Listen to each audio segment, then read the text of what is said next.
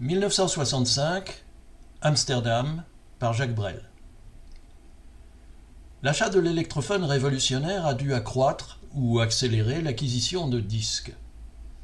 C'est à cette époque, en tout cas, que mes parents ont acheté un 33 tours 25 cm de Jacques Brel, enregistré à l'Olympia, comprenant 8 chansons, dont cette merveille qu'est Amsterdam. Très vite, j'ai connu par cœur et imité la moindre inflexion de Brel, qui était pour moi un chanteur sérieux, sévère, austère, à tel point que lorsque, bien des années plus tard, j'ai vu pour la première fois un enregistrement d'une de ses prestations scéniques, j'ai été abasourdi par ses gesticulations, ses grimaces, que je n'avais pas envisagées un instant. Si j'ai chanté des dizaines, des centaines de fois ce morceau chez moi, je ne l'ai jamais inclus dans mon répertoire de scène. J'estimais que je ne pouvais qu'abîmer l'interprétation que j'en connaissais et qui en était pour moi la seule possible.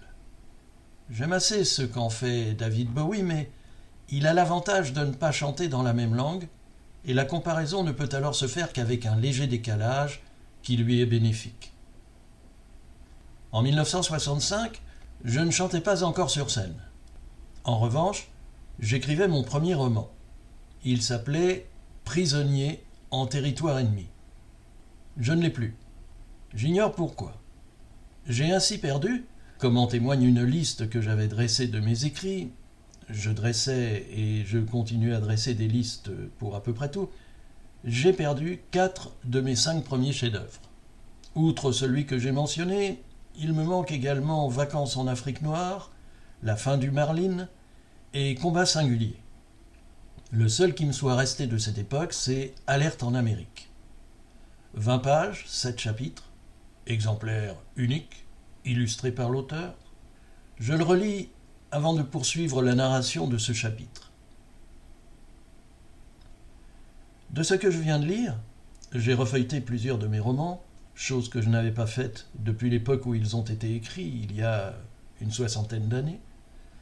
Il ressort que mon héros, indiscutablement c'était moi puisque je n'avais même pas changé son nom, avait un statut difficile à définir, à mi-chemin entre le lycéen, à cette époque on était lycéen dès la 6e, et le militaire. Doté d'un courage et d'une intelligence peu ordinaire, il savait aussi bien piloter un avion de chasse que commander un sous-marin ou conduire un char d'assaut, faisait la guerre aux États-Unis, tout simplement la Troisième Guerre mondiale, et avait compétence pour planifier l'invasion de la Bulgarie, alliée de l'ennemi yankee. Je ne pardonnais probablement pas à ce pays d'avoir empêché la France de participer à la Coupe du monde de football de 1962 au Chili. Et surtout, au grand surtout, il était aimé d'Anne. Je n'ai pas encore parlé d'elle. J'aurai l'occasion de le faire. Pour l'heure, contente-toi, cher lecteur, ou plus précisément cher auditeur, de savoir qu'elle portait le plus beau prénom du monde et qu'elle était la plus belle du monde. De septembre 1965 à mai 1969, j'ai écrit 37 romans. Les plus courts font une vingtaine de pages, le plus long 172. Il quitte progressivement le milieu militaire et guerrier, parle beaucoup de football et de camaraderie. Il témoigne surtout de mes lectures, dans la mesure où, à une exception près sur laquelle je reviendrai, je n'y trouve que des adaptations, voire des copies édulcorées et paresseuses d'Enid Blyton, Oliver Curwood, Gilbert Cesbron, Pierre Klosterman, Jack London, Ian Fleming, Georges Simenon, Sallust, Ernest Hemingway, Vicente Blasco Ibáñez. J'ai fondé les éditions Bock et Bac avec mes 2 meilleurs copains d'alors, Michel Cao et Christian Baudouin, censés produire régulièrement, eux aussi, un ouvrage. Ils ne l'ont jamais fait. Comme pour tous mes autres jeux, je jouais celui-ci à fond. Je me suis créé une mise en page, un logo, une police de caractères et un code couleur, tout cela réalisé évidemment à la main, pour la couverture.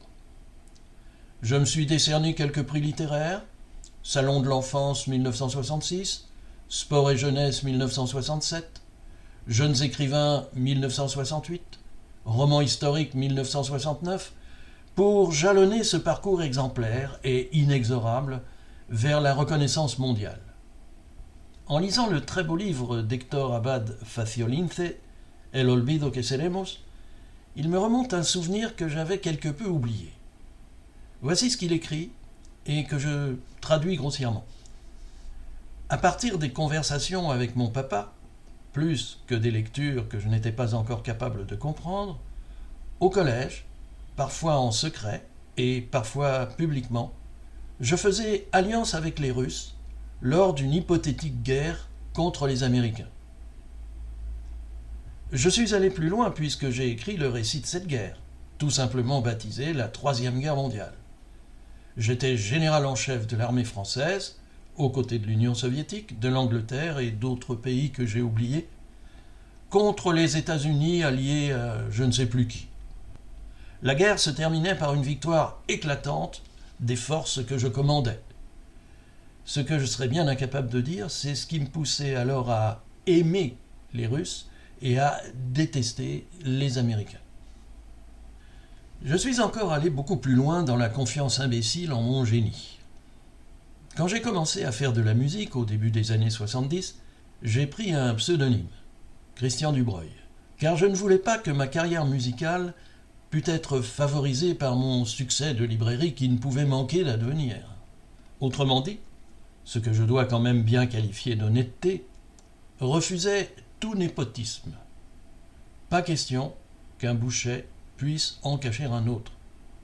Dubreuil devait s'imposer seul, à la force du poignet, ce qui n'est finalement pas une si mauvaise métaphore appliquée à un batteur. Le seul roman qui ne soit pas un simple résumé de ce que je venais de lire s'intitule en toute simplicité « De la vie à la mort ». Je l'ai écrit en février 1969.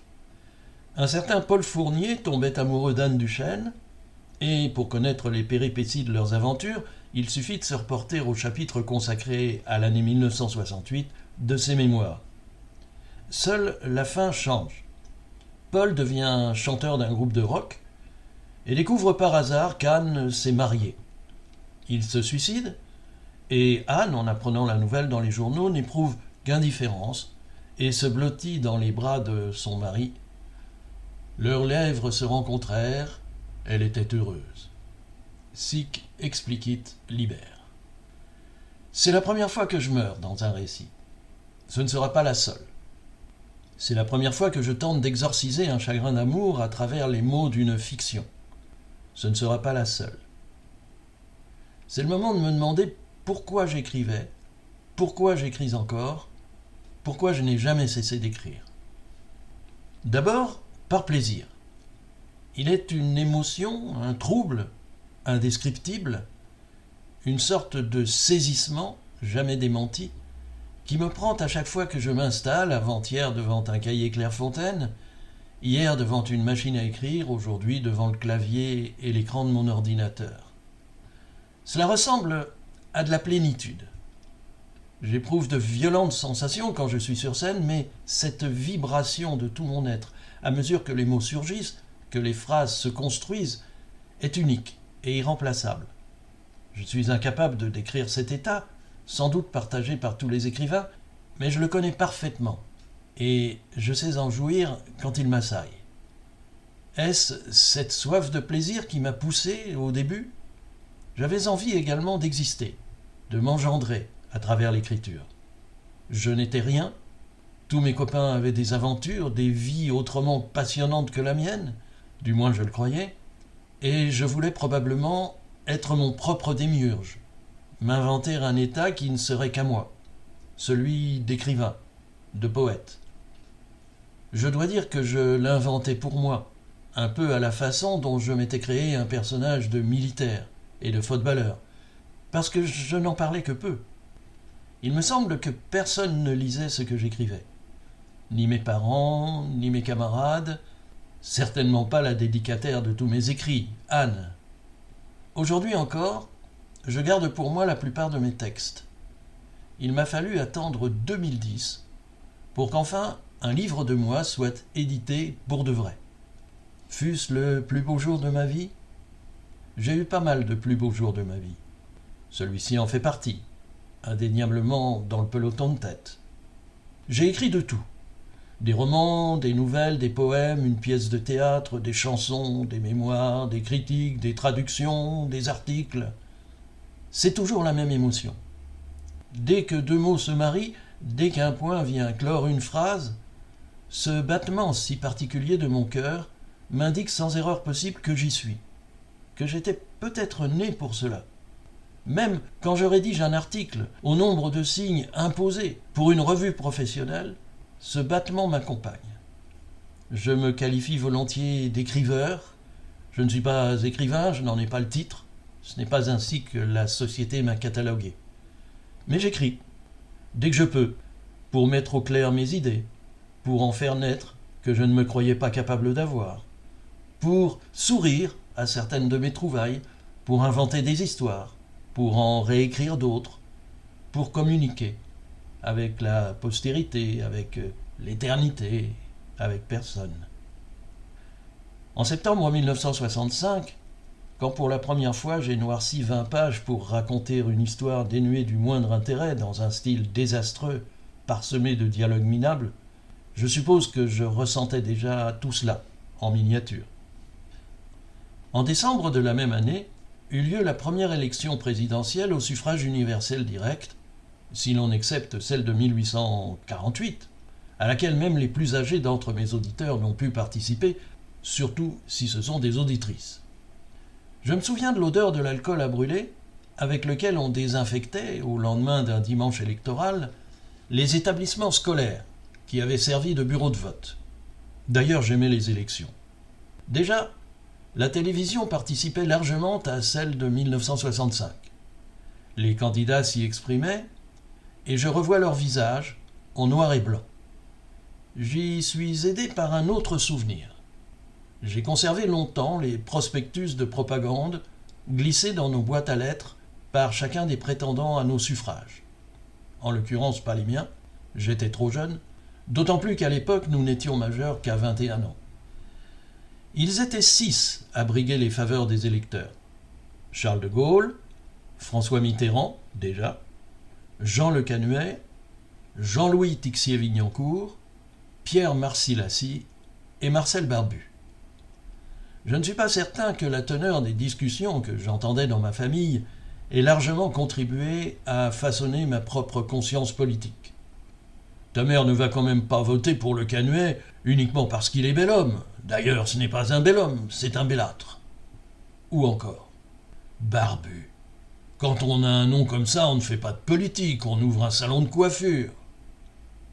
Moi, mon préféré, c'était De Gaulle. Parce que je possédais un stylo à son effigie, je devrais plutôt dire à sa caricature.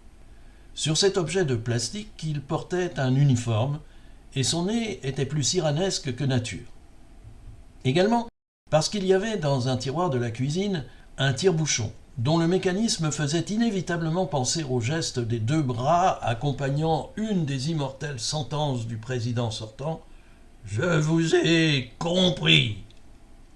Peut-être aussi parce qu'une blague fine, circulant au lycée, racontait qu'à l'occasion d'un discours, le grand Charles aurait déclaré « Français, Françaises ».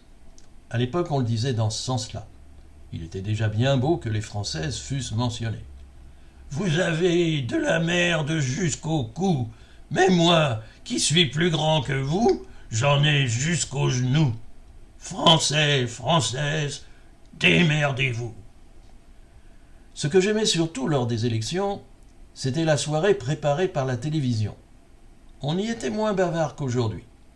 Il faut dire qu'en 1965, l'intelligence n'avait pas encore été inventée en France, et que nous n'avions pas à notre disposition tous ces brillants cerveaux prêts à expliquer, analyser, à interpréter, disséquer, décrypter, qu'ils n'étaient pas nés, ou à peine, tous ces docteurs S-tout, politologues, économistes, sociologues, sociétologues, sondeurs, statisticiens, tendanciologues, spécialistes du web, de la petite phrase, des relations internationales.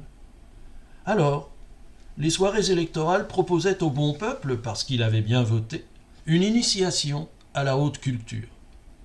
J'ai vu ainsi Dalida interpréter Bambino et Henri Salvador chanter Zorro est arrivé.